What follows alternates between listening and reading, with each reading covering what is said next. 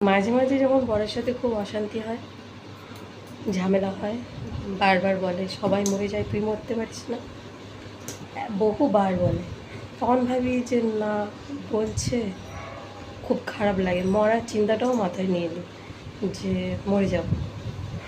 কিন্তু তারপরে ভাবি আমি মরে গেলে তো 1 বছর পর আবার বিয়ে করে নেবে, ও বেটা সুখে থাকবে, বিয়ে করবে, ভালোই থাকবে, আমার যে কটা গয়না আছে কাপড় আছে সেগুলো সে নিয়ে নেবে, ওগুলো সে পরবে, একদম হতে দিলে হবে না, ঠিক আছে?